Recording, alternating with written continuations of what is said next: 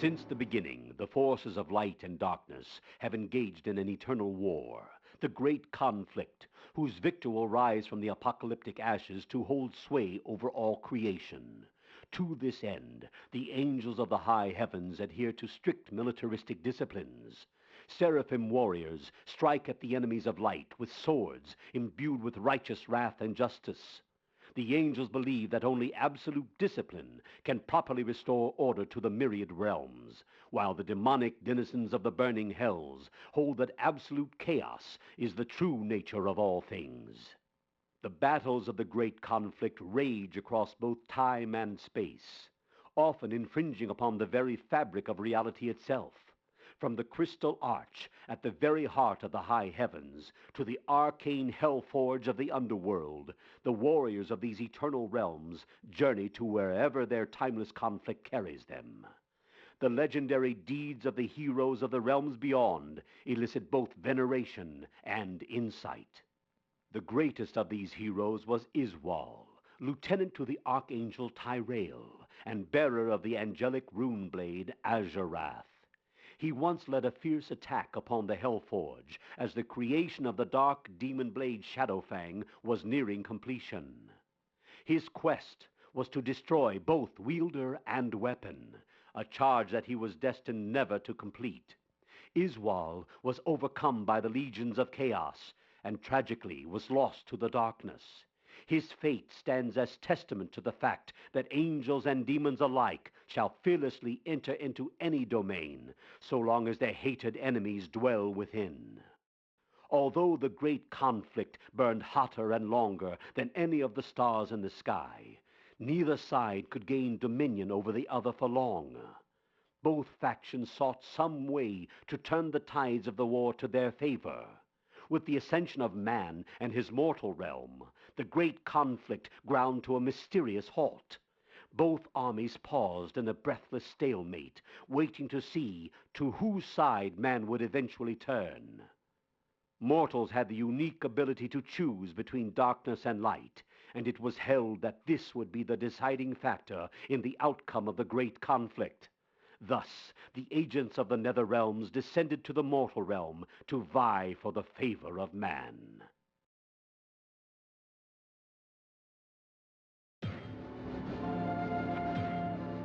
The coming of the great conflict to the mortal realm is known as the Sin War.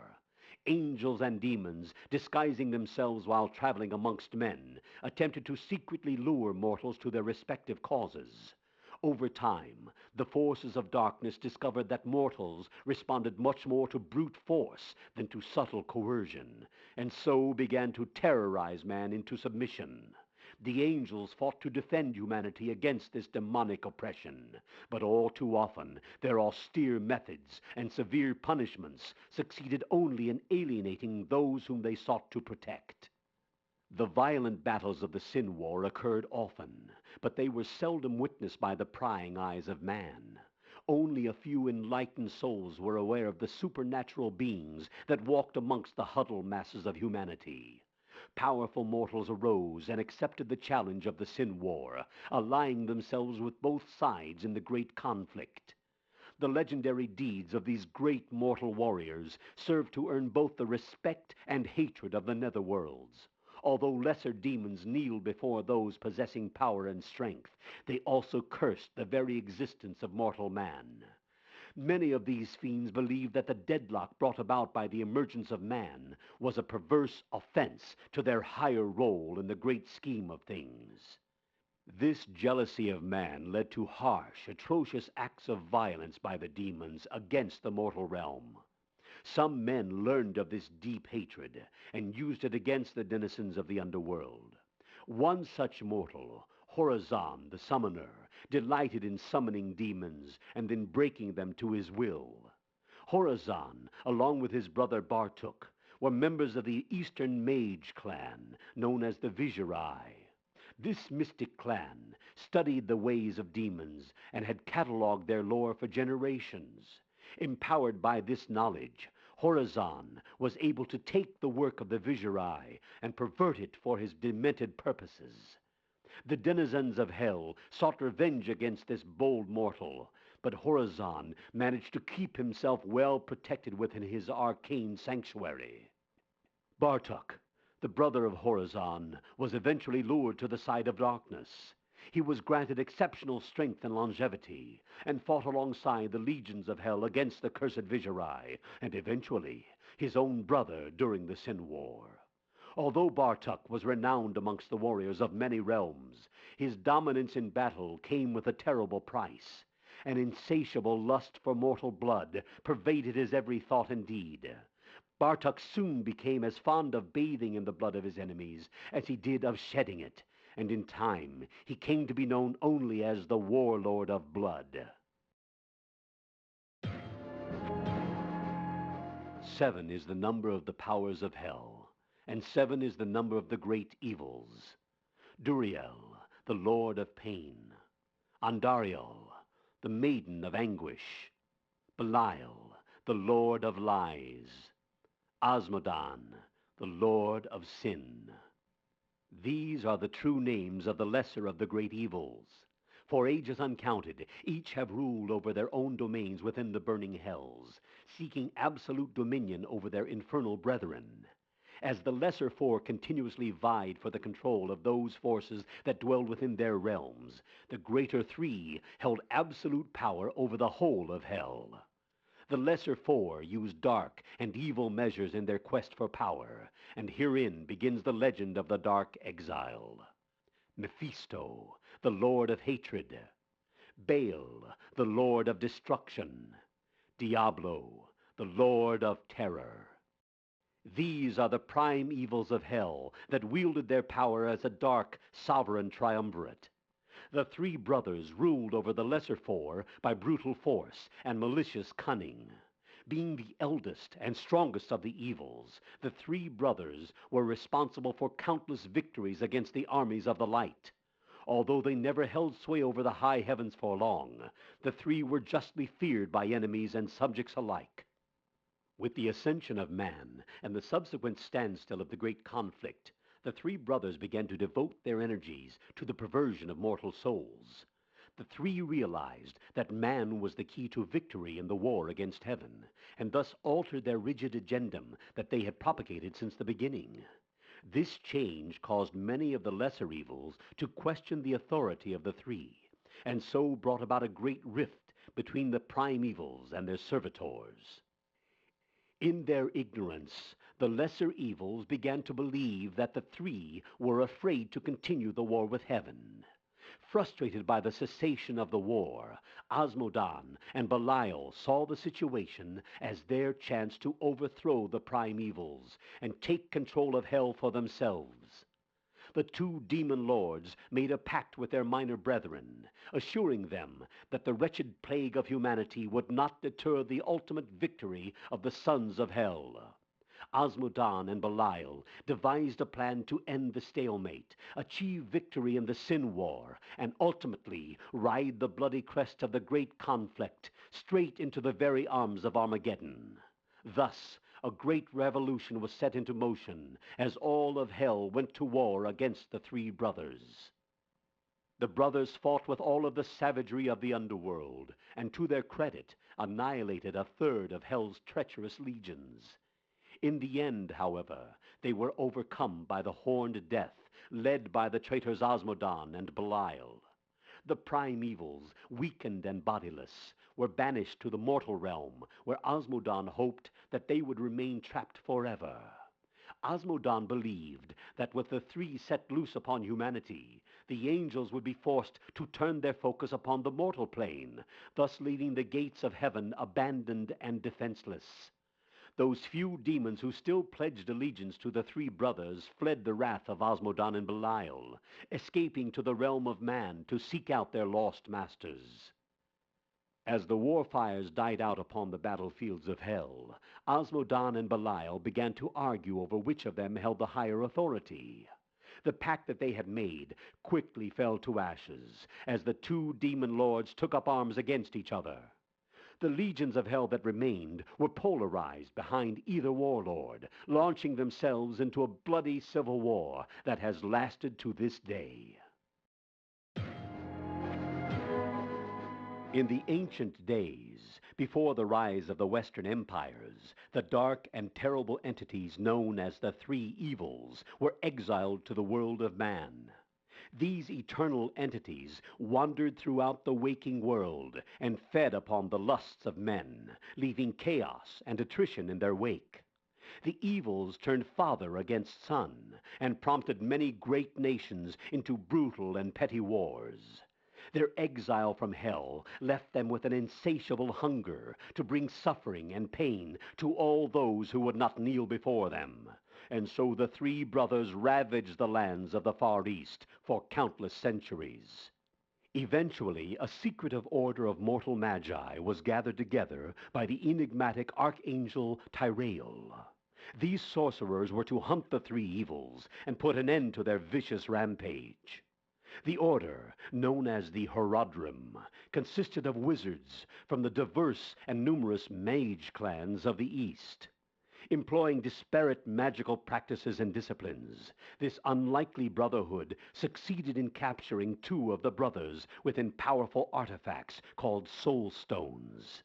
Mephisto and Baal, trapped within the swirling spiritual constraints of the soul stones, were then buried beneath the dunes of the desolate eastern sands.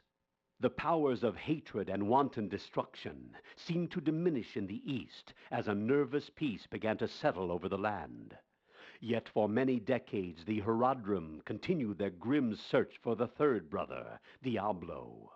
They knew that if the Lord of Terror was left untamed, there could never be any lasting peace within the realm of humanity. The Horadrim followed in the wake of terror and anarchy that spread throughout the western lands. After a great battle which claimed the lives of many brave souls, the Lord of Terror was captured and imprisoned within the last of the Soul Stones by a group of Horadrim monks led by the initiate Jared Kane.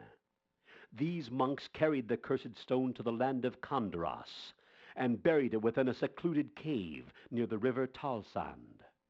Above this cave, the Horadrim constructed a great monastery from which they could continue to safeguard the soul stone. As ages passed, the Horadrim constructed a network of catacombs beneath the monastery to house the earthly remains of the martyrs of their order. Generations passed in Kondoras, and the numbers of the Horadrim slowly dwindled. With no quests left to undertake, and too few sons to sustain their guardianship, the once powerful order faded into obscurity. Eventually, the great monastery that they had built fell to ruins as well. Although villages grew and thrived around the shell of the old monastery, no one knew of the dark, secret passageways that stretched into the cold earth beneath it. None could have dreamed of the burning red gem that pulsed within the labyrinth's heart.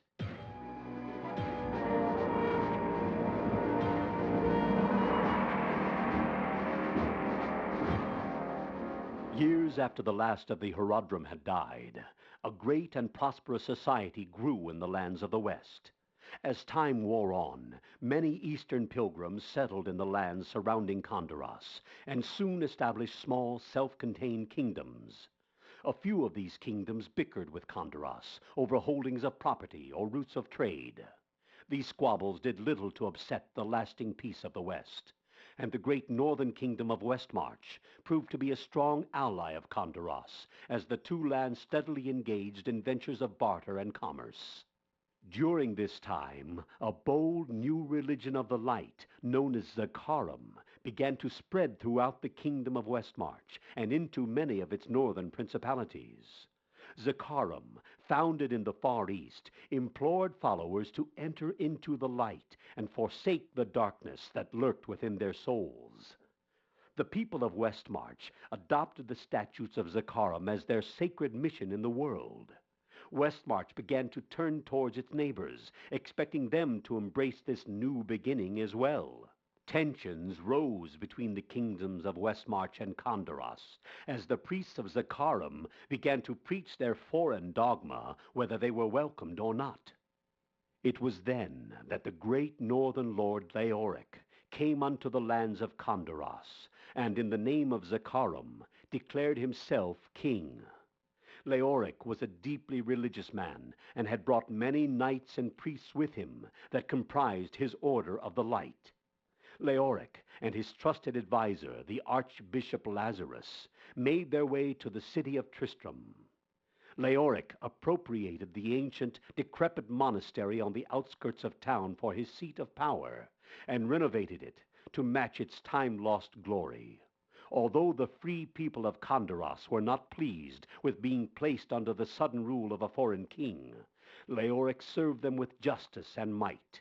Eventually, the people of Condaros grew to respect the kind Leoric, sensing that he sought only to guide and protect them against the oppression of darkness. Not long after Leoric took possession of Condaros, a power, long asleep, awakened within the dark recesses beneath the monastery. Sensing that freedom was within his grasp, Diablo entered the nightmares of the Archbishop and lured him into the dark subterranean labyrinth. In his terror, Lazarus raced throughout the abandoned hallways until he at last came to the chamber of the burning soul stone. No longer in command of his body or spirit, he raised the stone above his head and uttered words long forgotten in the realm of mortals. His will destroyed, Lazarus shattered the soul stone upon the ground. Diablo once again came into the world of man. Although he was released from his imprisonment within the Soul Stone, the Lord of Terror was still greatly weakened from his long sleep and required an anchor to the world. Once he had found a mortal form to wear, he could begin to reclaim his vastly depleted power. The great demon weighed the souls residing in the town above and chose to take the strongest of them, that of King Leoric. For many months, King Leoric secretly fought the evil presence that twisted his thoughts and emotions. Sensing that he had been possessed by some unknown evil, Leoric hid his dark secret from his priests, hoping that somehow his own devout righteousness would be enough to exorcise the corruption growing inside him. He was sorely mistaken. Diablo stripped away the core of Leoric's being, burning away all honor and virtue from his soul. Lazarus, too, had fallen under the sway of the demon, keeping close to Leoric at all times. Lazarus worked to conceal the plans of his new master from the Order of Light, hoping that the demon's power would grow, well concealed amongst the servants of Zakharum. The priests of Zakharum and the citizenry of Condaros recognized the disturbing change within their liege. His once proud and rugged form became distorted and deformed. King Leoric became increasingly deranged and ordered immediate executions of any who dared to question his methods or authority. Leoric began to send his knights to other villages to bully their townspeople into submission. The people of Condaros, who had once grown to see great honor in their ruler, began to call Leoric the Black King. Driven to the brink of madness by the Lord of Terror, King Leoric slowly alienated his closest friends and advisors. Lochdonan, captain of the Knights of the Order of Light, an honored champion of Zakharum, tried to discern the nature of his king's deteriorating spirit. Yet at every turn, the Archbishop Lazarus would waylay Lochdonan and admonish him for questioning the actions of the king. As tensions grew between the two, Lazarus charged Lochdonan with treason against the kingdom. To the priests and knights of Leoric's court, the prospect of Lochdonan committing treason was ridiculous. Lochdanan's motives were honorable and just, and soon many began to question the reason of their once beloved king. Leoric's madness was growing more obvious with each passing day. Sensing that the advisors of the court were becoming increasingly suspicious of foul treachery, Lazarus desperately sought to contain the eroding situation. The Archbishop masterfully convinced the delusional Leoric that the kingdom of Westmarch was plotting against him, secretly planning to dethrone him and annex Condaros into its own lands. Leoric flew into a rage and summoned his advisors to his side. Manipulated by the Archbishop, the paranoid king declared a state of war between the kingdoms of Condaros and Westmarch. Leoric ignored the warnings and admonishments of his advisors, and the royal army of Condoros was ordered to the north to engage in a war that they did not believe in. Lochdonan was appointed by Lazarus to lead the armies of Condoros into Westmarch. Although Lochdonan argued against the necessity of the coming conflict, he was honor-bound to uphold the will of his king. Many of the high priests and officials were forced to travel to the north as emissaries on errands of diplomatic urgency as well. The desperate ploy of Lazarus had succeeded in sending many of the king's more troublesome advisors to their certain deaths. The absence of prying advisors and inquisitive priests left Diablo free to assume total control over the king's battered soul. As the Lord of Terror attempted to strengthen his hold upon the maddened king, he found that the lingering spirit of Leoric fought with him still. Although the control over Leoric that Diablo held was formidable, the demon knew that in his weakened state he could never take complete possession of his soul as long as a glimmer of his will remained. The demon lord sought a fresh and innocent host upon which to build his terror. The demon relinquished his control over Leoric, but the king's soul was left corrupted and his mind crazed. Diablo began to search throughout Condoros for the perfect vessel to act as his focus, and found such a soul easily within his reach. Enjoined by his dark master, Lazarus kidnapped Albrecht, the only son of Leoric, and dragged the terrified youth down into the blackness of the labyrinth. Flooding the boy's defenseless mind with the essence of pure terror, Diablo easily took possession of the young Albrecht. Pain and fire raced through the child's soul. Hideous laughter filled his head and clouded his thoughts. Paralyzed with fear, Albrecht felt the presence of Diablo within his mind as it seemed to push him down, deeper and deeper into darkness and oblivion. Diablo gazed upon his surroundings through the eyes of the young prince. A lustful hunger still tortured the demon after his frustrating bout for control over Leoric, but the nightmares of the boy provided ample substance to sate him. Reaching deep into Albrecht's subconscious, Diablo ripped the greatest fears of the child from their hiding places and gave them breath. Albrecht watched, as if out of a dream. Twisted and disfigured forms appeared all around him. Unholy writhing visages of terror danced about him, chanting choruses of obscenities. All of the monsters that he had ever imagined or believed that he had seen in his life became flesh and were given life before him. Large bodies, comprised of living rock, erupted from the walls and bowed to their dark master. The ancient skeletal corpses of the Horadrim arose from archaic crypts and lumbered off into the red-washed corridors beyond. As the cacophony of madness and nightmares hammered its final blow against Albrecht's shattered spirit, the bloodlusted ghouls and demons of his mind scattered and scrambled maniacally into the lengthening passageways of his waking nightmare. The ancient catacombs of the Horadrim had become a twisted labyrinth of raw, focused terror. Empowered by Diablo's possession of young Albrecht, the creatures of the boy's own imagination had gained corporeal form. So strong was the terror that grew inside of Albrecht that the borders of the mortal realm began to warp and tear. The burning hell began to seep into the world of man and take root within the labyrinth. Beings and occurrences, displaced by time and space and long lost to the history of man, were pulled screaming into the ever-expanding domain. The body of Albrecht, fully possessed by Diablo, began to distort and change. The small boy grew, and his eyes blazed as tendril-like spines ripped through his flesh. Great arched horns erupted from Albrecht's skull as Diablo altered the form of the child to match that of his demonic body. Deep within the recesses of the labyrinth, a growing power was being harnessed. When the moment was right, Diablo would venture once more into the mortal world and free his captive brothers Mephisto and Baal. The prime evils would be reunited, and together they would reclaim their rightful place in hell. The war against the zealous armies of Westmarch ended with a horrible slaughter. With the army of Condoras ripped to shreds by the superior numbers and defensive positions of Westmarch, Lochdonan quickly gathered together those who were not captured or killed and ordered a retreat back to the safety of Condoras. They returned to find the town of Tristram in shambles.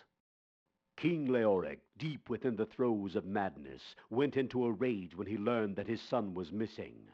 After scouring the village with the few guards that remained with him at the monastery, Leoric had decided that the townsfolk had abducted his son and hidden him somewhere. Although the townsfolk denied any knowledge of Prince Albrecht's whereabouts, Leoric insisted that they had crafted a conspiracy against him, and that they would pay the price for such treachery. The mysterious disappearance of the Archbishop Lazarus left no one in Tristram with whom the king would take counsel. Overcome by grief and dementia, Leoric had many of the townsfolk executed for the crime of high treason. As Lochdonan and his fellow survivors returned to confront their king, Leoric sent his few remaining guards against them. Believing that Lochdonan was somehow part of the townsfolk's conspiracy, Leoric decreed that he and his party were to die. Lochdonan, finally realizing that Leoric was beyond salvation, ordered his men to defend themselves. The ensuing battle carried them down into the very halls of the darkened monastery, bringing a final desecration to the once holy sanctum of the Horadrim. Lochdonan won a bittersweet victory as his men were forced to kill all of Leoric's deceived protectors. They cornered the ravenous king within his own sanctuary and begged him to explain the atrocities he had committed. Leoric only spat at them and cursed them for traitors against both his crown and the light. Lochdonan walked slowly towards his king and sorrowfully drew his sword. Full of grief and rage, all honor having been cast to the winds, Lochdonan ran his blade through Leoric's shriveled, blackened heart. The once noble king screamed an unearthly death cry, and as his madness finally overtook him, he brought down a curse upon those who had so betrayed him. Calling upon the forces of darkness that he had spent his entire life combating, Leoric condemned Lochdonan and the others to eternal damnation. In that last fleeting moment within the heart of the monastery, all that was ever virtuous or honorable about the stewards of Condoras was shattered forever.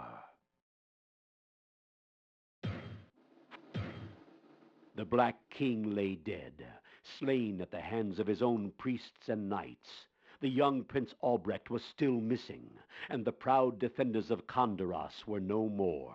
The people of Tristram looked about their lifeless town and were greatly dismayed. Awash in feelings of both relief and remorse, they soon realized that their troubles had merely begun.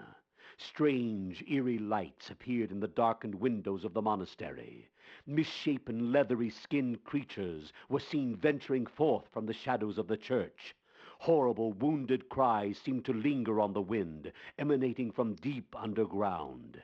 It became apparent that something quite unnatural had infested the once holy site. Travelers on the road surrounding Tristram were accosted by cloaked riders that seemed to now constantly roam the deserted countryside. Many villagers fled Tristram, making their way to other towns or kingdoms, fearing some unnamed evil that seemed to wait in the shadows all around them. Those few who chose to remain seldom ventured out at night, and never tread foot upon the grounds of the cursed monastery. Whispered rumors of poor, innocent people being abducted in the night by wicked, nightmarish creatures filled the halls of the local inn. With no king, no law, and no army left to defend them, many of the townsfolk began to fear an attack from the things that now dwelt beneath their town. The Archbishop Lazarus, frayed and disheveled, returned from his absence and assured the townsfolk that he, too, had been ravaged by the growing evil of the monastery. With their desperate need for reassurance clouding their good judgment, Lazarus whipped the townspeople into a frenzied mob. Reminding them that Prince Albrecht was still unaccounted for, he persuaded many of the men to follow him into the depths of the monastery to search for the boy. They gathered torches, and soon the night air glowed with the flickering light of hope. They armed themselves with shovels, picks, and scythes, and so prepared, they boldly followed the treacherous archbishop straight into the fiery maw of hell itself. The few who survived the horrible fate that awaited them returned to Tristram and recounted what they could of the ordeal. Their wounds were terrible, and even the skills of the healer could not save some of them. As the stories of demons and devils spread, a stifling primal terror began to consume the hearts of all of the town's inhabitants. It was a terror that none of them had ever known.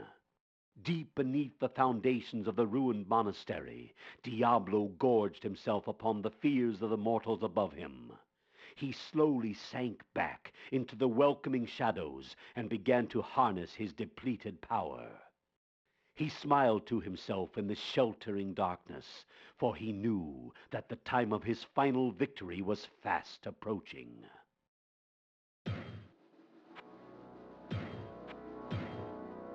It was long ago that the enigmatic Archangel Tyrael bestowed upon us the secrets of the mysterious Soul Stones. Tyrael bequested upon our order 3 of these stones, so we could contain the vile essences of the 3 prime evils who had been let loose upon our world.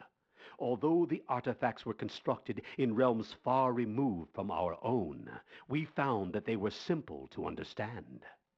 The soul stones affect only beings that are non-corporeal, and thus have no power over living, breathing creatures. When invoked, the soul stones bring into being a strong spiritual vacuum. Any non-physical entities caught within this vacuum are drawn into the burning recesses of the soul stone and are forever trapped within. These spirits are released only when the soul stone is deactivated or destroyed. The power of the soul stones proved to be much more difficult to employ when used against the great prime evils. Voraciously disposed to possessing hapless mortals, the 3 brothers found that they were immune to the effects of the stones while occupying human souls. Sadly, we were forced to hunt down and kill the innocent victims of the prime evils so that their demonic essences could be subject to the effects of the soul stones. Mephisto and Diablo, once found, were easily lured into the soul stones. The capture of their brother Baal, however, became complicated when the soul stone that was to be his eternal prison was shattered and fragmented. We found that while the shards still held the power to lure the demon to them, they could not properly contain it. Tal Rasha, a fellow initiate who has since been immortalized in Horadrim lore, theorized that a mortal of strong will might be able to contain Baal within his own mortal soul. This sacrifice meant that the essence of any mortal so chosen would be forever tortured while locked in eternal conflict with the enthralled demon. To this end, Tal Rasha volunteered to contain the raging Lord of Destruction. Piercing his breast with a shard of the Soul Stone, Tal Rasha took within himself the essence of Baal, the Lord of Destruction. The initiate's body was shackled, chained, and buried deep within a tomb under the desert. The sacrifice of Tal Rasha has kept Baal imprisoned for many years now. And although the demon was imprisoned without the use of a whole soul stone, we believe that our victory may be a hollow one. Should Tal Rasha ever escape, he would have the formidable powers of Baal added to his own. By ridding the world of this present evil, we may have created a nightmare worse than that which we first sought to contain.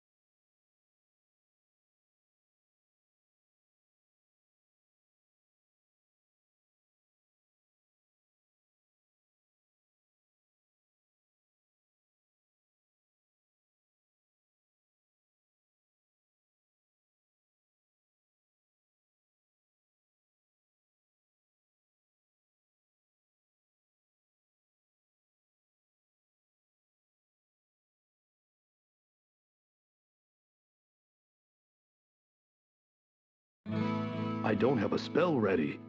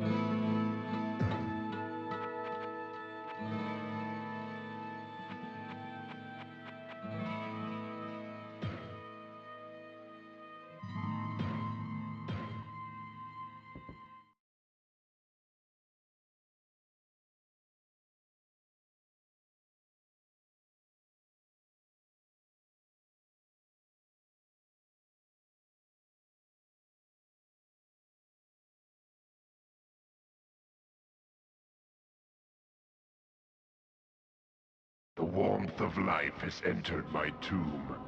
Prepare yourself, mortal, to serve my master for eternity.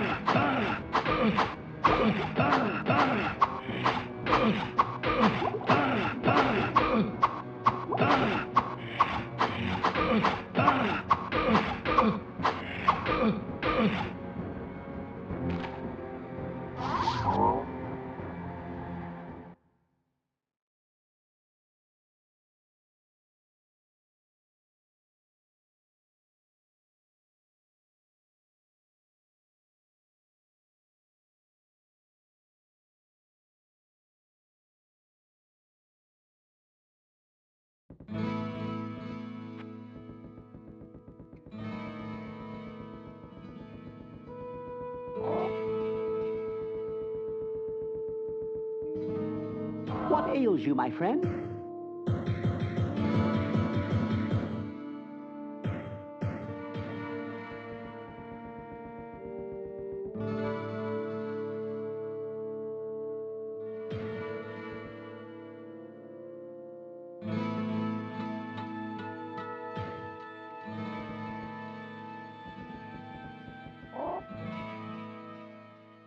Master, I have a strange experience to relate. I know that you have a great knowledge of those monstrosities that inhabit the labyrinth, and this is something that I cannot understand for the very life of me. I was awakened during the night by a scraping sound just outside of my tavern. When I looked out from my bedroom, I saw the shapes of small demon-like creatures in the inn yard. After a short time they ran off, but not before stealing the sign to my inn. I don't know why the demons would steal my sign, but leave my family in peace. 'Tis strange, no?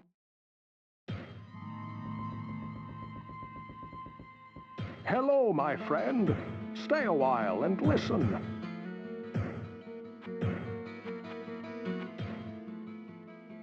I see that this strange behavior puzzles you as well. I would surmise that since many demons fear the light of the sun and believe that it holds great power, it may be that the rising sun depicted on the sign you speak of has led them to believe that it too holds some arcane powers.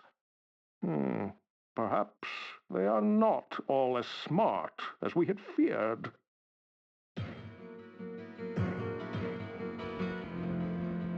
Well, what can I do for you? Demons stole Ogden's sign, you say? That doesn't sound much like the atrocities I've heard of, or seen. Demons are concerned with ripping out your heart, at your signpost.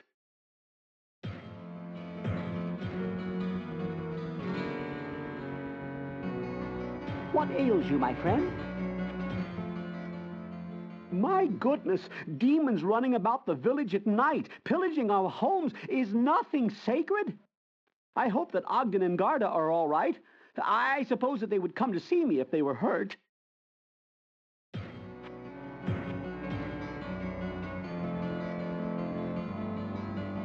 And a fellow drinking geese? You know what I think?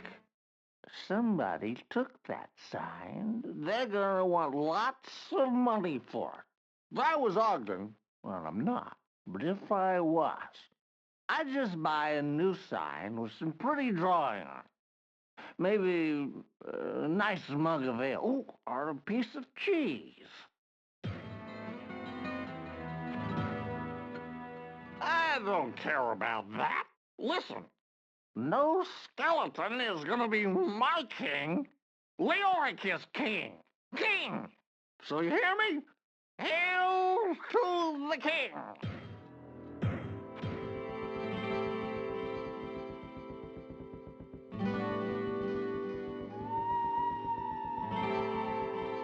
Good day. How may I serve you? Oh my, is that where the sign went? My grandmother and I must have slept right through the whole thing. Thank the light that those monsters didn't attack the inn.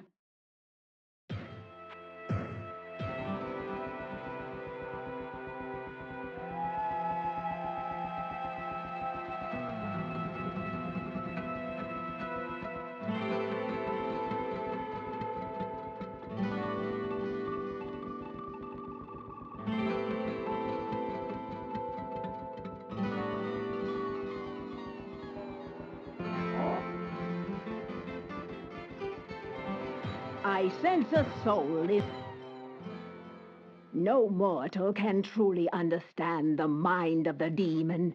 Never let their erratic actions confuse you, as that too may be their plan. The dead who walk among the living follow the cursed king. He holds the power to raise yet more warriors for an ever-growing army of the undead. If you do not stop his reign, he will surely march across this land and slay all who still live here.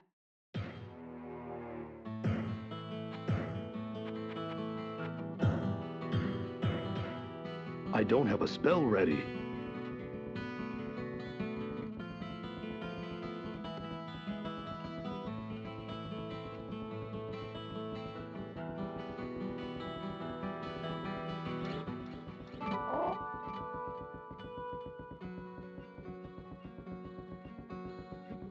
What ails you, my friend?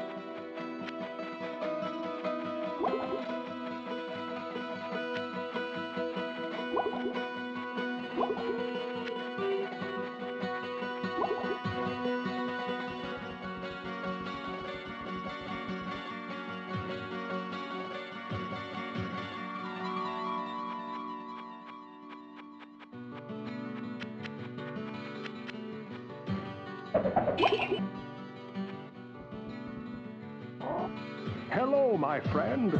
Stay a while and listen.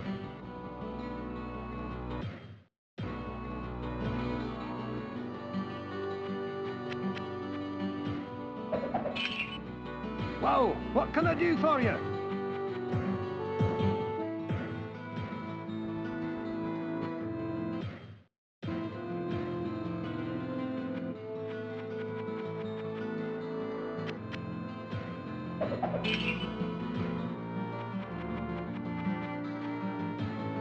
I don't have a spell ready.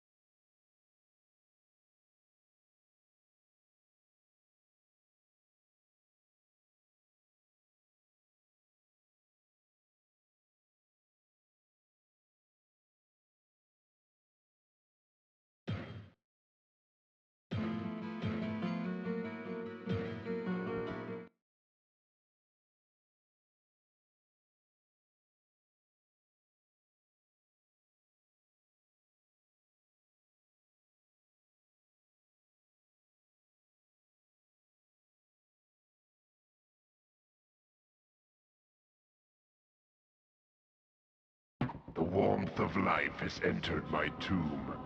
Prepare yourself, mortal, to serve my master for eternity.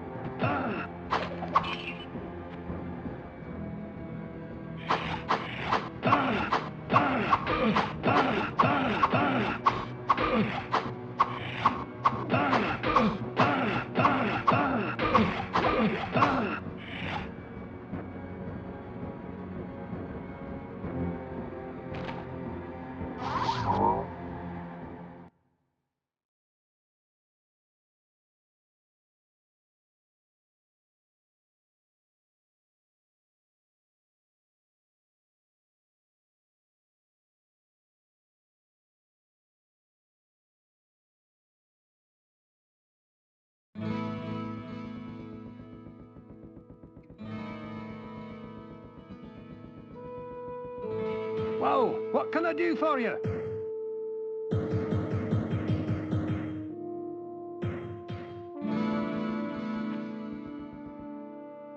Well, what can I do for you?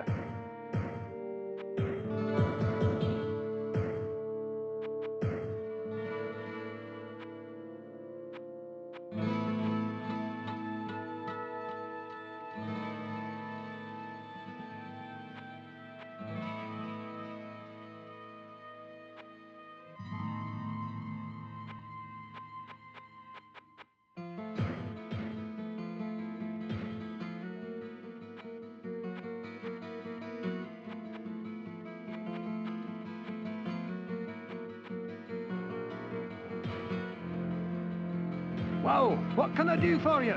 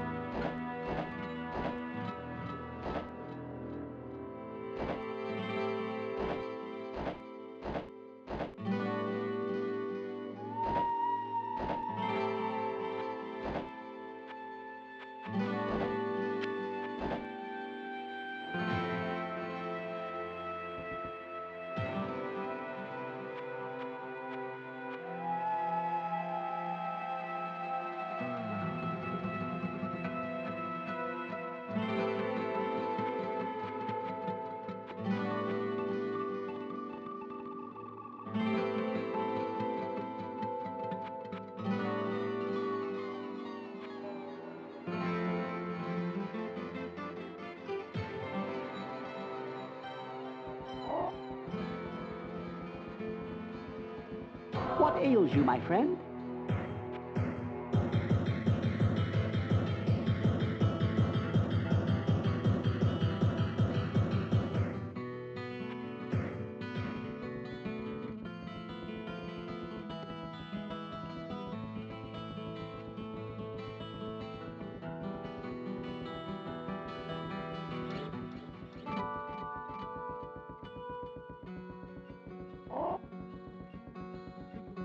I sense a soul in search of answers.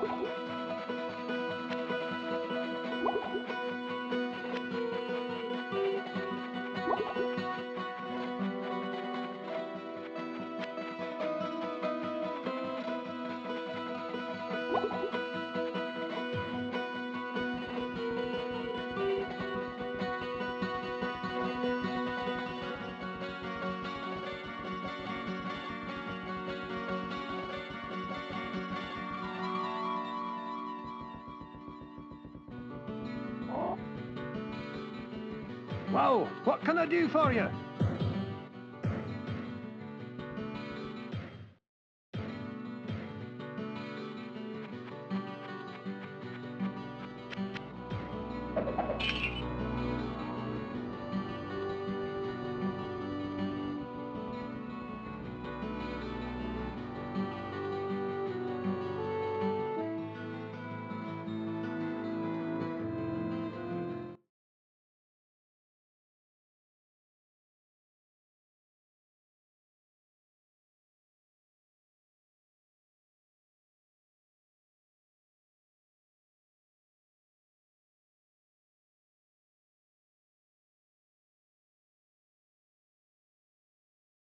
The warmth of life has entered my tomb.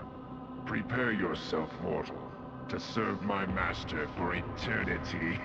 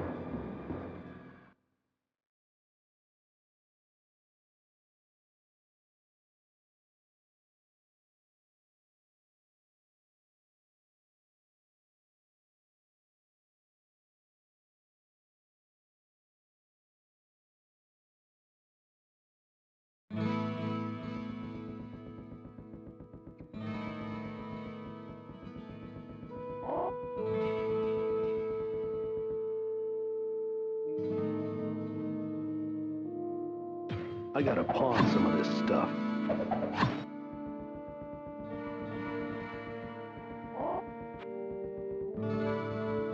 Hello, my friend.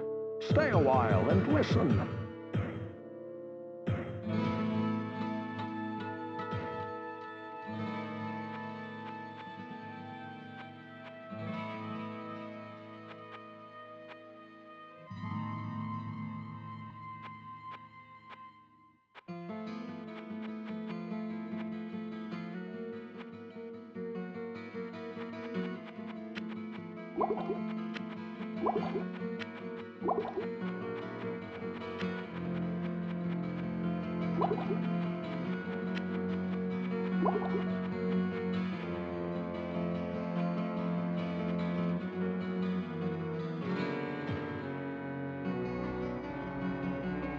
Well, what can I do for you?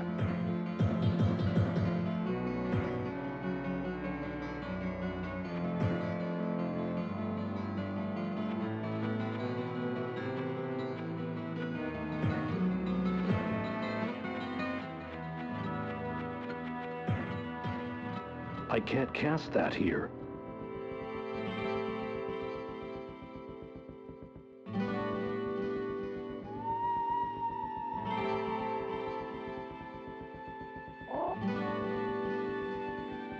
I sense a soul in search of answers.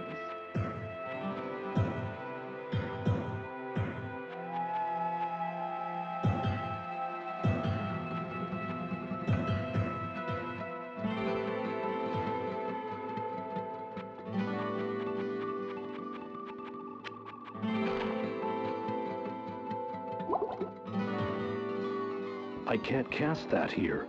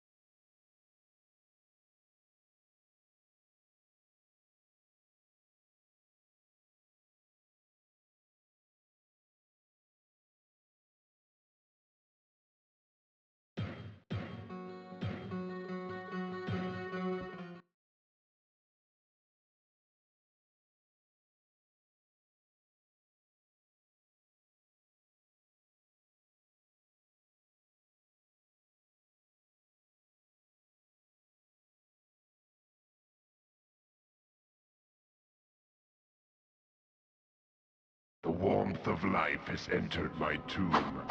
Prepare yourself, mortal, to serve my master for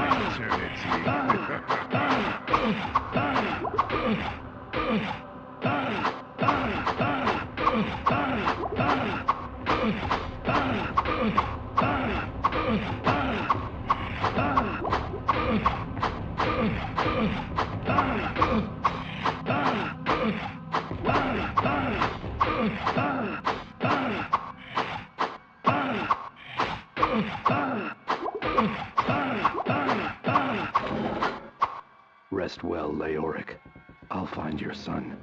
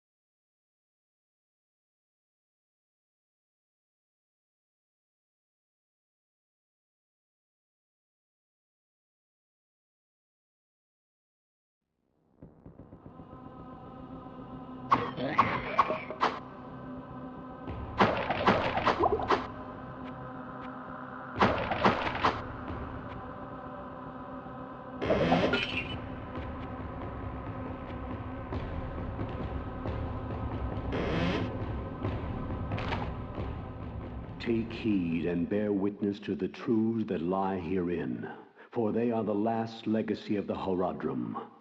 There is a war that rages on even now, beyond the fields that we know, between the utopian kingdoms of the high heavens and the chaotic pits of the burning hells. This war is known as the Great Conflict, and it has raged and burned longer than any of the stars in the sky. Neither side ever gained sway for long, as the forces of light and darkness constantly vie for control over all creation.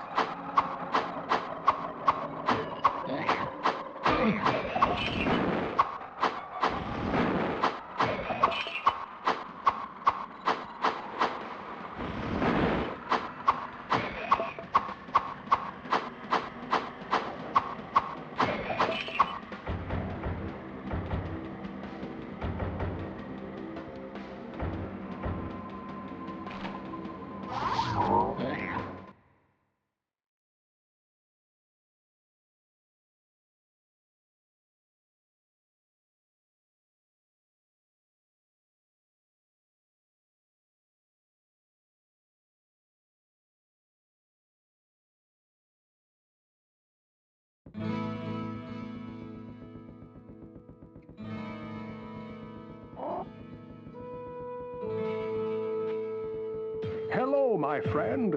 Stay a while and listen.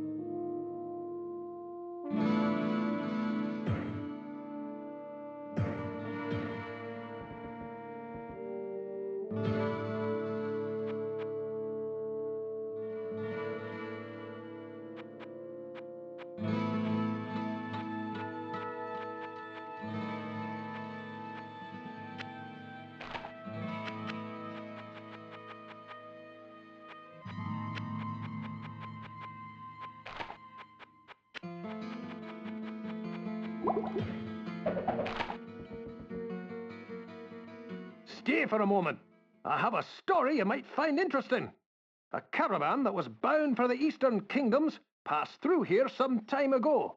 It was supposedly carrying a piece of the heavens that had fallen to earth.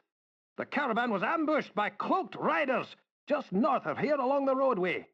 I searched the wreckage for this sky rock, but it was nowhere to be found. If you should find it, I believe that I can fashion something useful from it. Well, what can I do for you?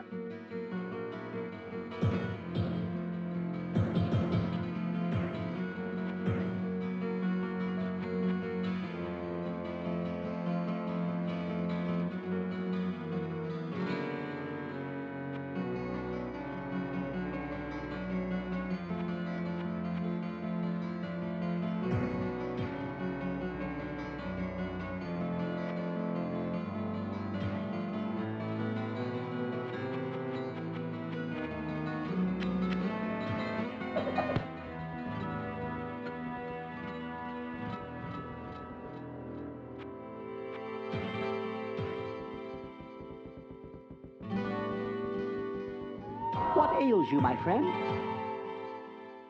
Even my skills have been unable to fully heal Farnham. Oh, I have been able to mend his body, but his mind and spirit are beyond anything I can do.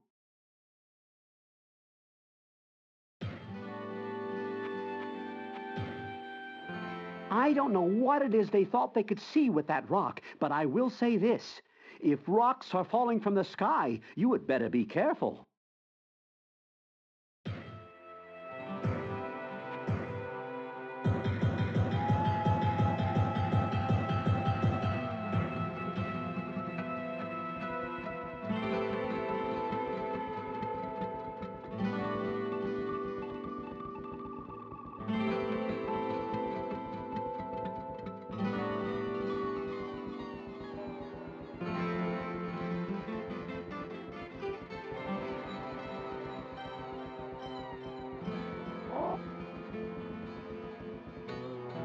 I sense a soul in search of answers.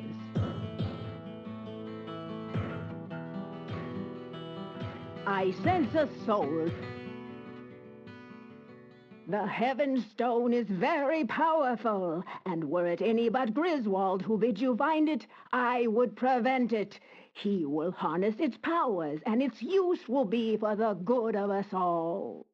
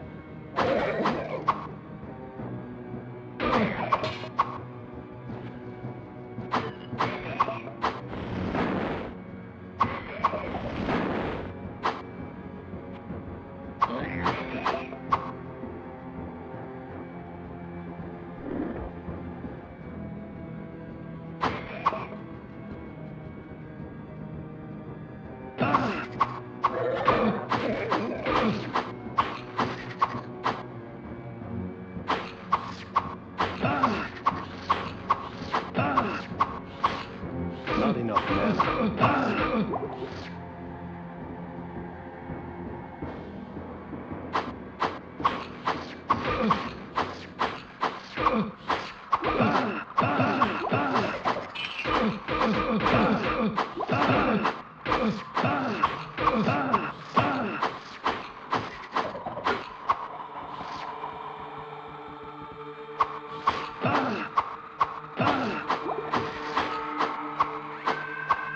Not enough mana.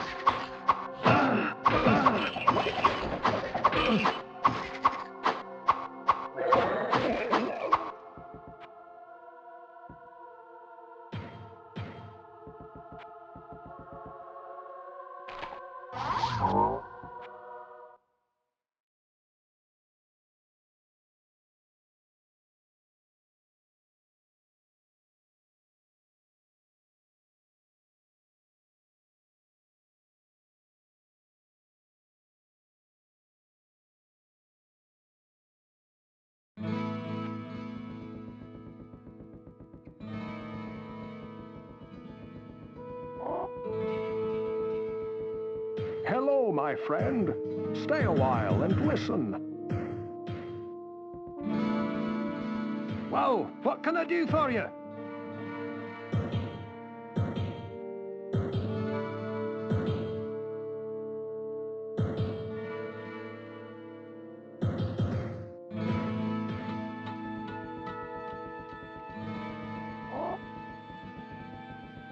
What ails you, my friend?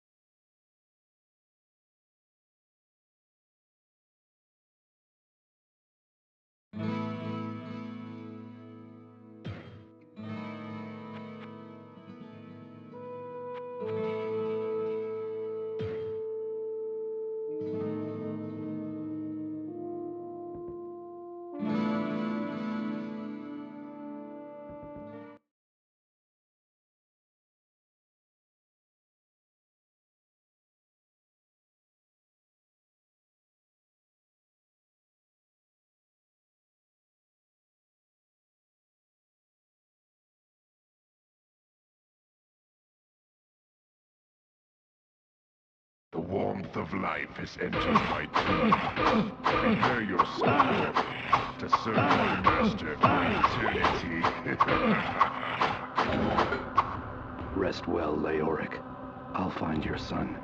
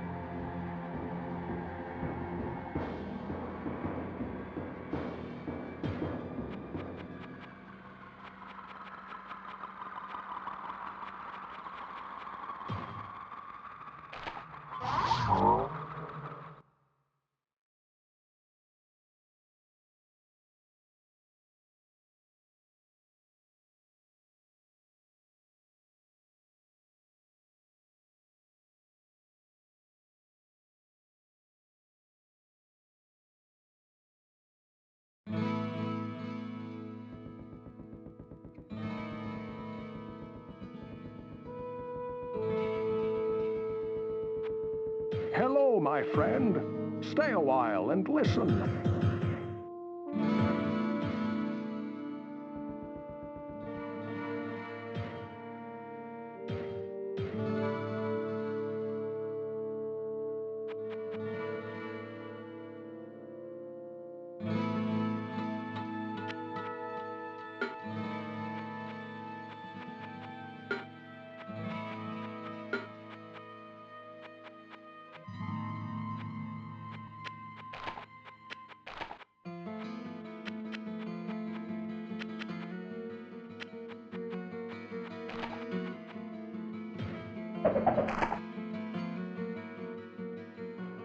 Stay for a moment. I have a story you might find interesting. A caravan that was bound for the Eastern Kingdoms passed through here some time ago.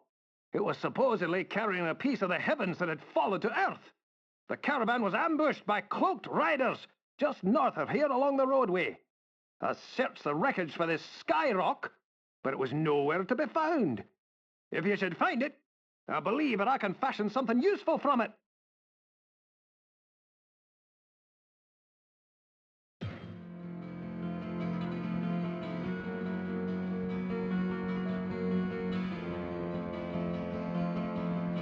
What ails you, my friend?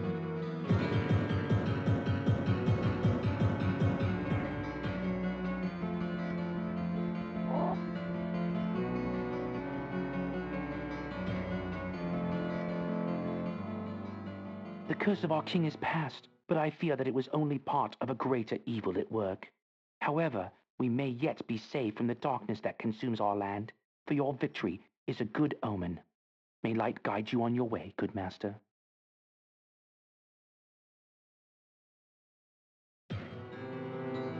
Greetings, good master. Welcome to the town. If you want to know more about the history... Greetings, good master. Welcome to the town.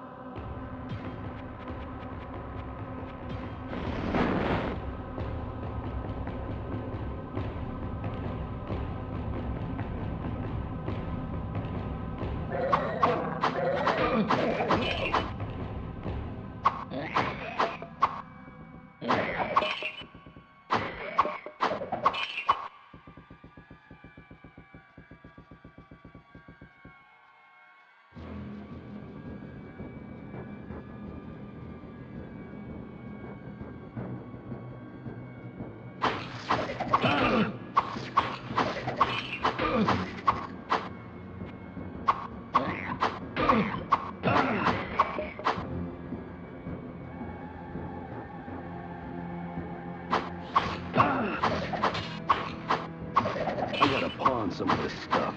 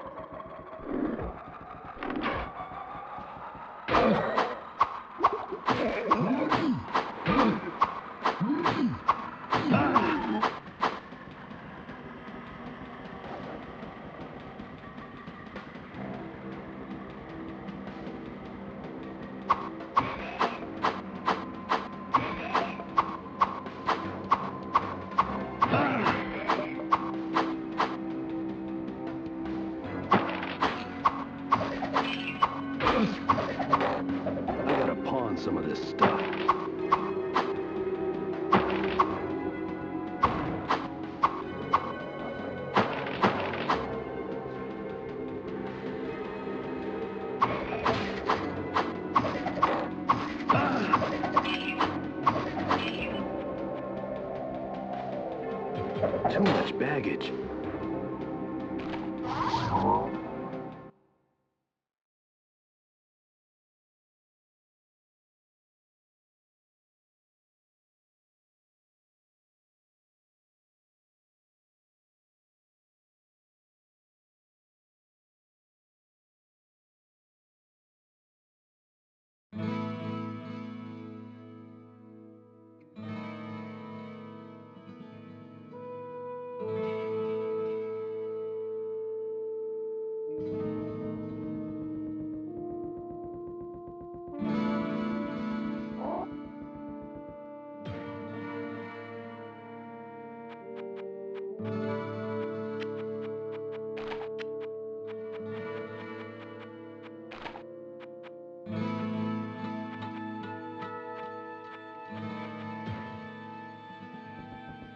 Hello, my friend.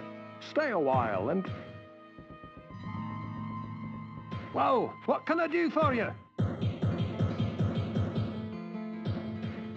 I can't cast that here.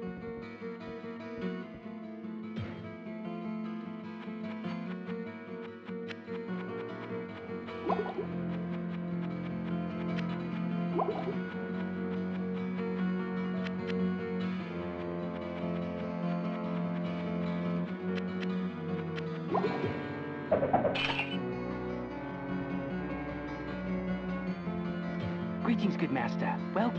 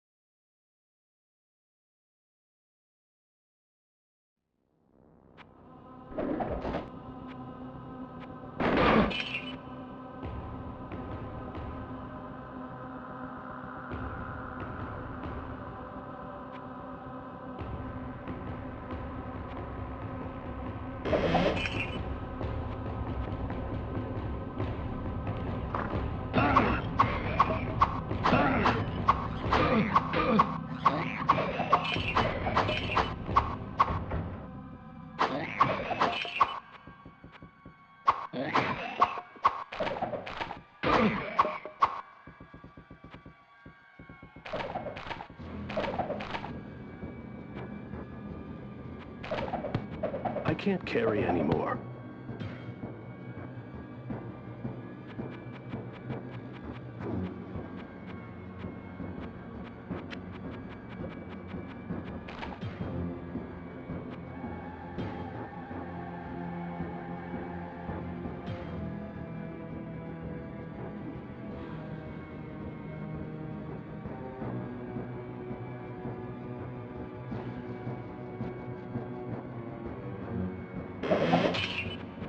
I gotta pawn some of this stuff.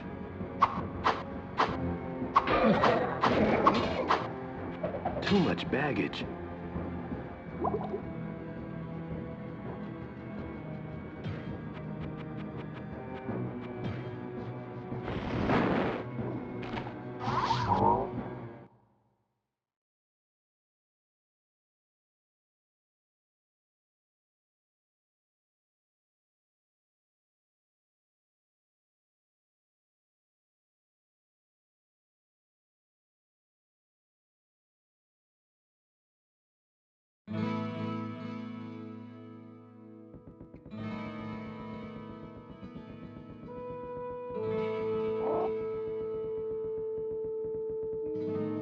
Hello, my friend.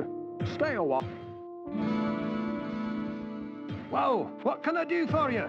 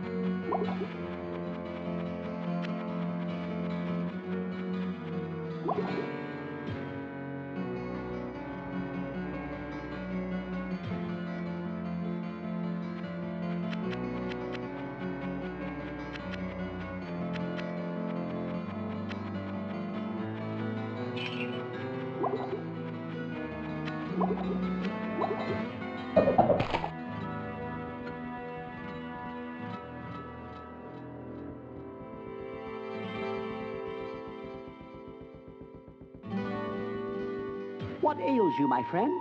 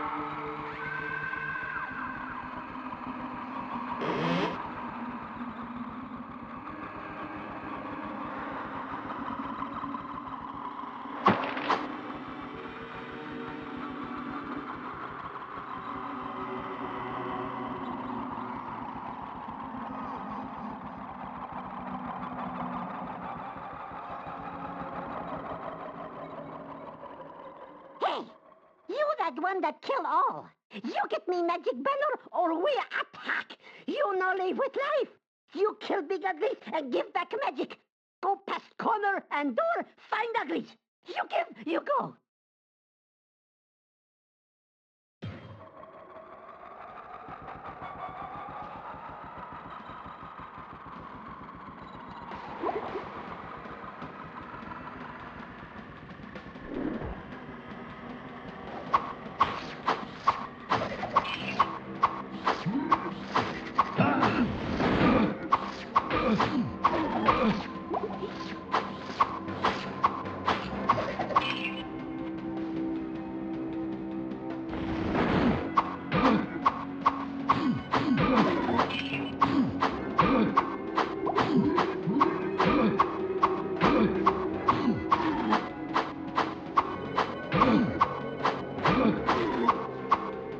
Not enough mana.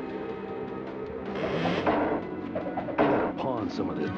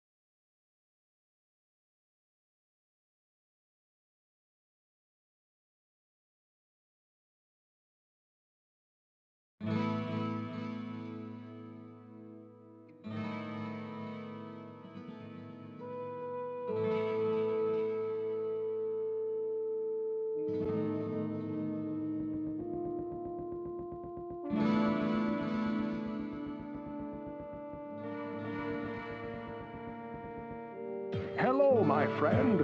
Stay a while.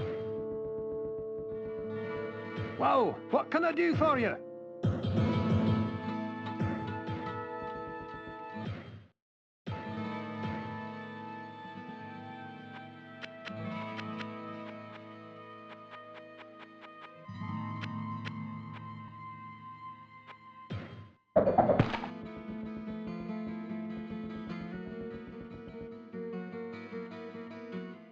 Oh, we didn't have to bring back my sign, but I suppose that it does save me the expense of having another one made.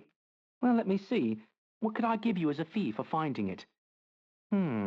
What have we here? Oh, yes. This cap was left in one of the rooms by a magician who stayed here some time ago. Perhaps it may be of some value to you.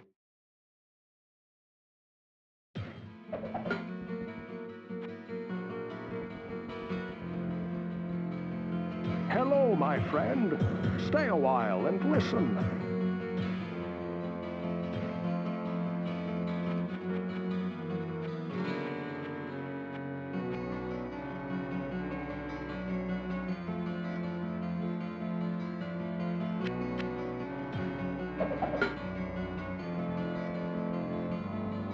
What ails you, my friend?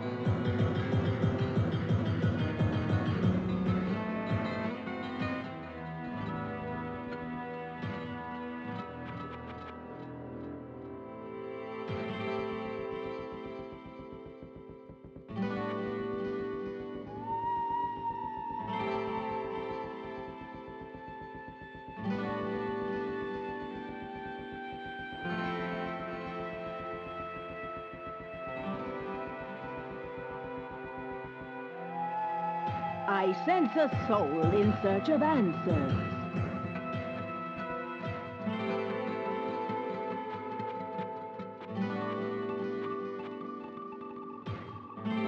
I can't cast that. I sense a soul in search of answers.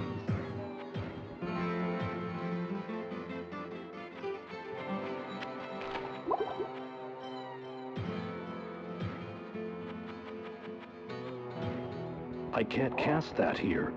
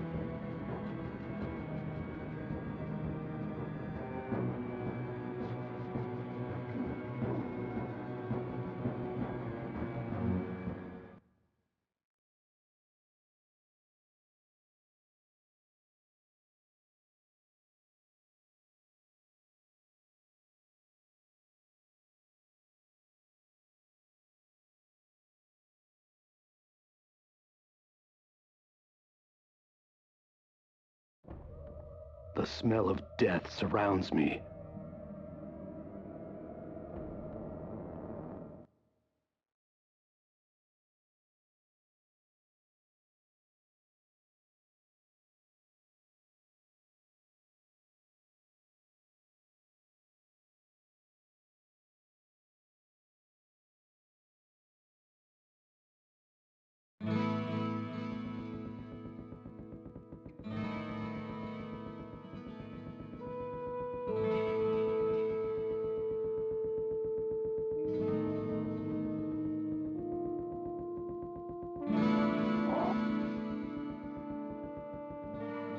Hello, my friend.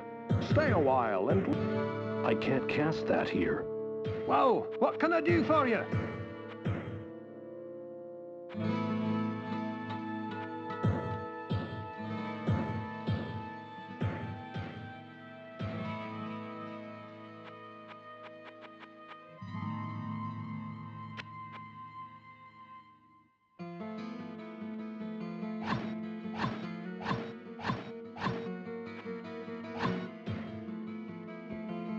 Well, what can I do for you?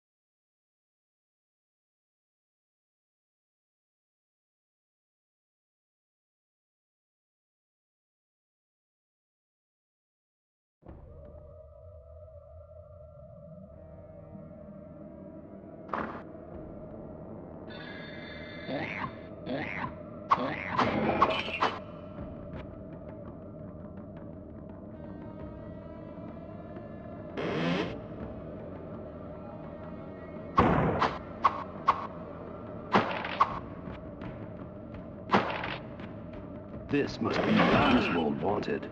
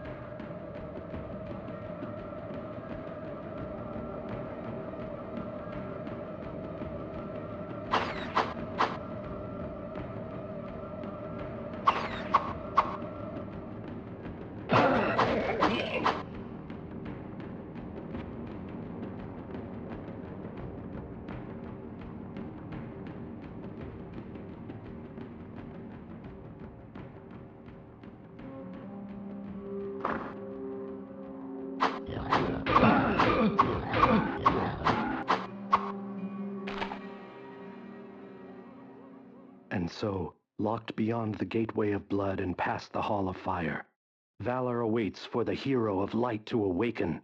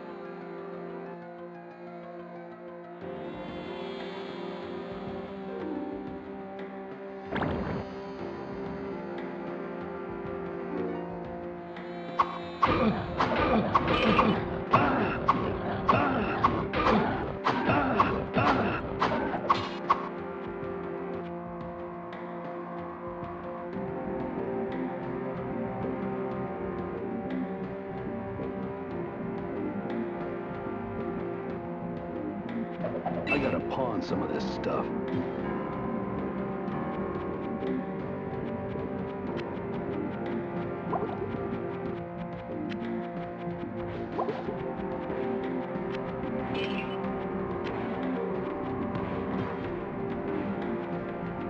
May the spirit of our king protect me.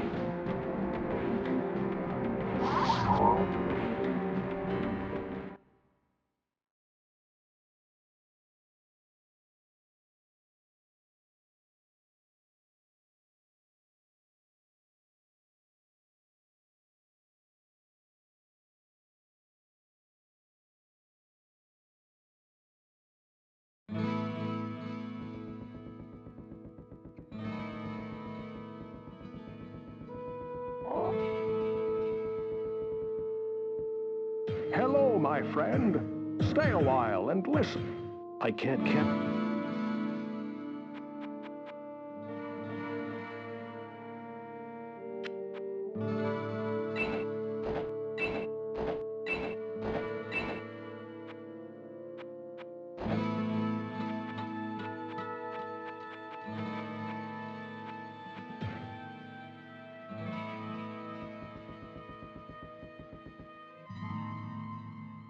Let me see that. Aye, it is as I believed. Give me a moment. Ah, here you are. I arranged pieces of the stone within a silver ring that my father left me. Ah, I hope it serves you well.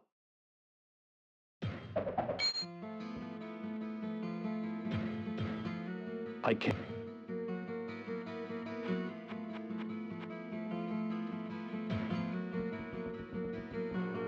Hello, my friend.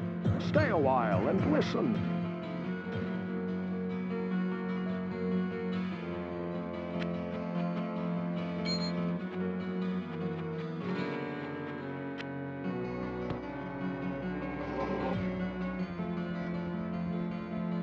Well, what can I do for you?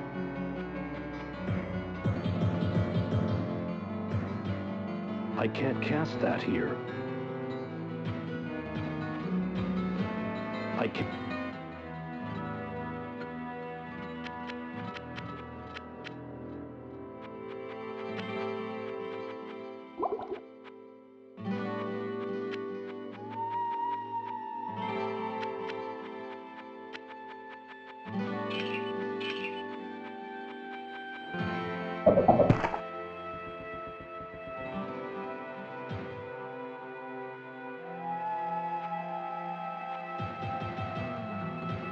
I can't cast that here.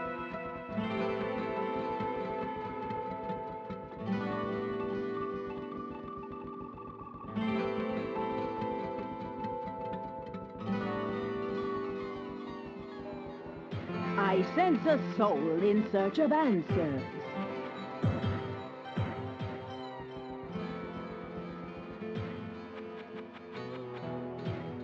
I can't cast that here.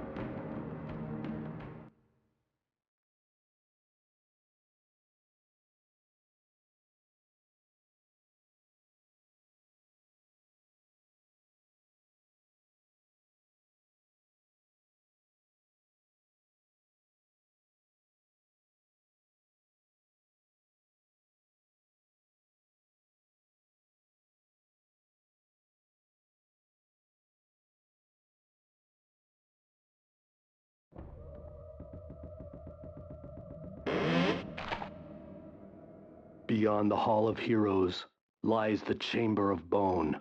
Eternal death awaits any who would seek to steal the treasures secured within this room. So speaks the Lord of Terror, and so it is written.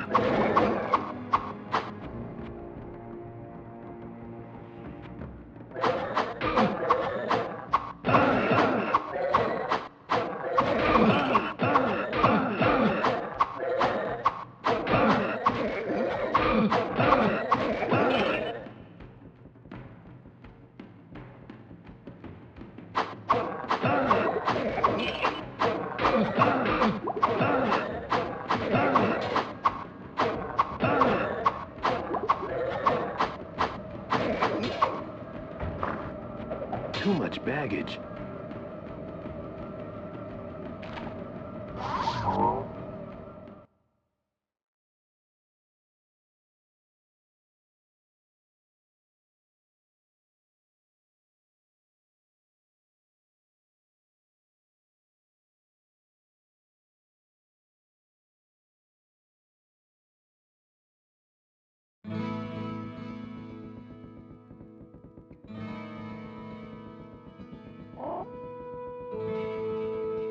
Hello, my friend.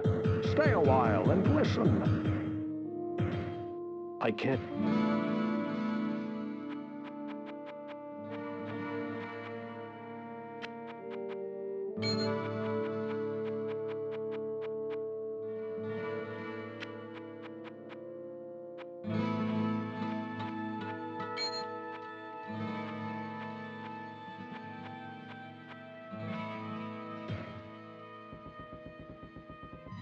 Well, what can I do for you?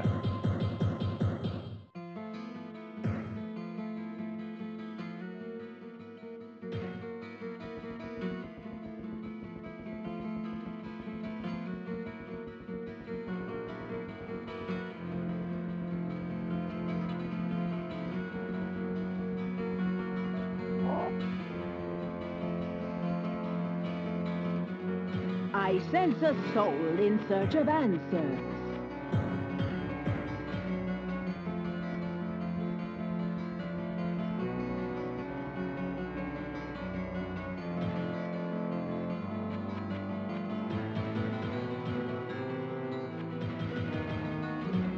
I can't cast that here.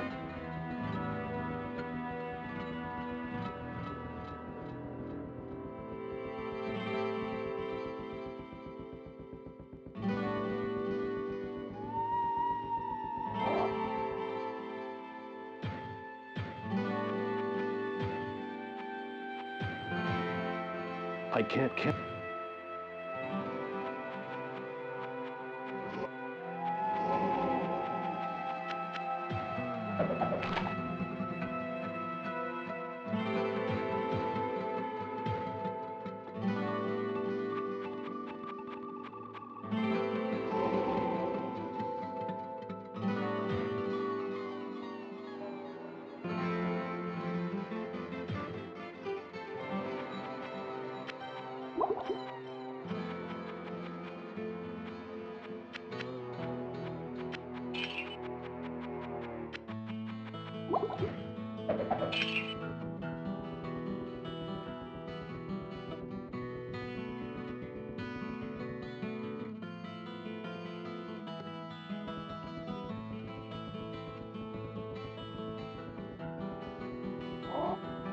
Greetings, good master. Welcome to the tavern. I am afraid that I don't know anything about that, good master. Cain has many books that may be of some help.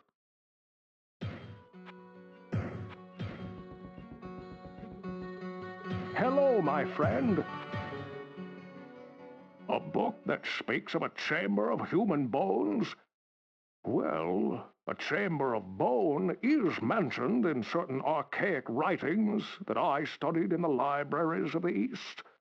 These tomes inferred that when the lords of the underworld desired to protect great treasures, they would create domains where those who died in the attempt to steal that treasure would be forever bound to defend it.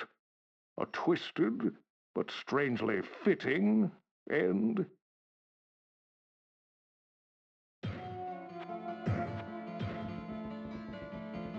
Well, what can I do for...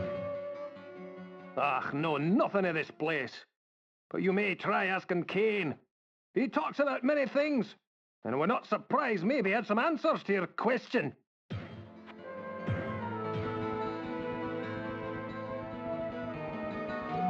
What ails you, my friend? This sounds like a very dangerous place. If you venture there, please take great care.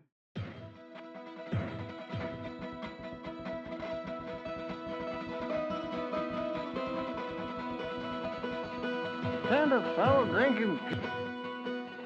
Okay, so listen. There's this chamber of wood, see? And his wife, You know, her tells the tree, because she got away. Then I says that might work against him, but if you think I'm gonna pay for this, yeah.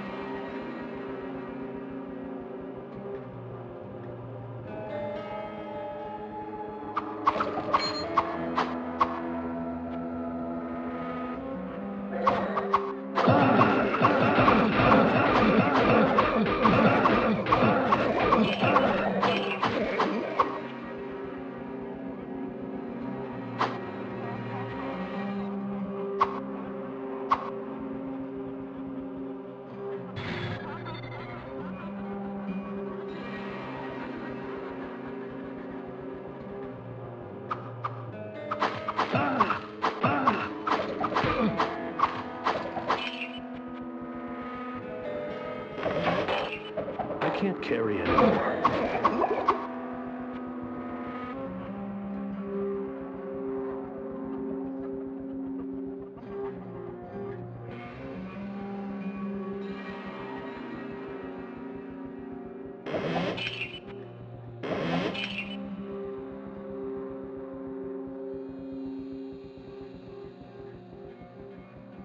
Too much baggage.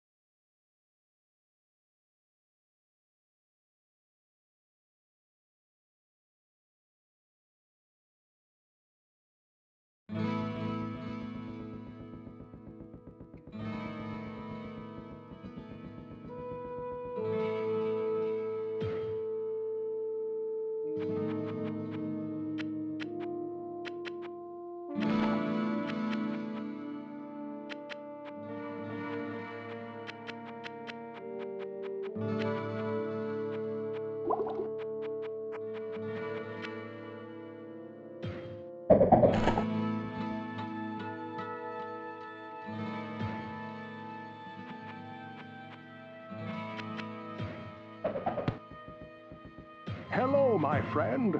Stay a while and listen. Well, what can I do for you?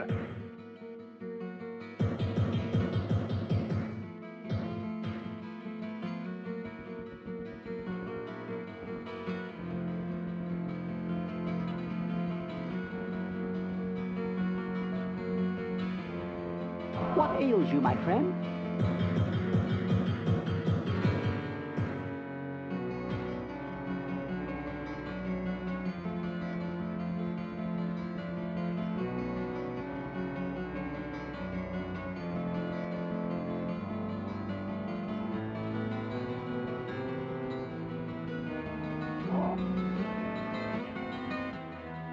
I sense a soul in search of answers.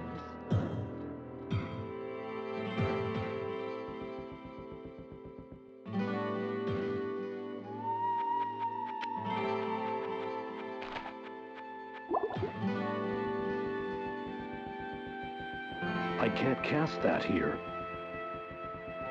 I can't cast that here. I can't cast that here.